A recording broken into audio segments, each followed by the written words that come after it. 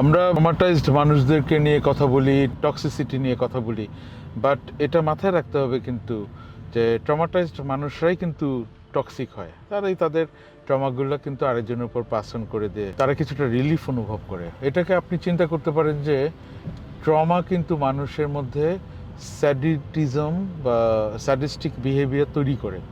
তো ব্যাপারটা যা হয়ে যায় যে আপনার ফ্রেন্ডের আশেপাশে অনেকে আছে যারা হয়তো ছোটবেলা বা বর্তমান সময়ে ট্রমা দিয়ে যাচ্ছে, তাদের মধ্যে কিন্তু অনেক রকমের টক্সিসিটি গ্রো করে। আপনি মেন্টাল হেলথ নিয়ে কথা বলতে পারেন, কিন্তু তাদেরকে যখন আপনি হ্যান্ডেল করবেন, আপনার কিন্তু মাথায় রাখতে হবে যে তাদের সেই টক্সিসিটি কিন্তু আপনার অ্যাবজর্ভ করার ক্যাপাবিলিটি এবং মেকানিজম থাকতে হবে। আপনারা কিন্তু দেখবেন যে দীর্ঘদিনের বন্ধুরা হঠাৎ করে একজন আরেকজনের উপরে কিন্তু ভুল বুঝাবুঝি হয়ে চলে যায়। তারা কিন্তু বলে যে সেই বিহেভটা করছে, লাস্টে তার জন্য যে এত কিছু করলাম, সে আমার জন্য এটা সে করছে কেন?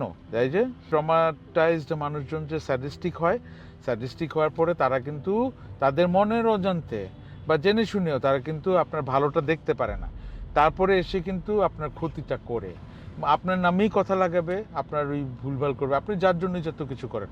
কারণটা হচ্ছে এই। সো এটা মনে রাখতে হবে, টক্সিসিটি নিয়ে যখন খেলতে যাবেন, তাহলে কিন্তু যেমন সাপের ওঝা যেমন সাপের বিষ নামানোর ওষুধটাও সাথে রাখে, হ্যাঁ, এবং সাপকে কেমনে হ্যান্ডেল করতে হয় সেটা জানে, আপনারও কিন্তু সেই ক্যাপাবিলিটি থাকতে হবে। না হলে কিন্তু শুধু শুধু মেন্টাল হেলথ এই টার্মগুলো ইউজ করতে যায় না, শুধু শুধু যারে তারে টক্সিক বলতে যায় না।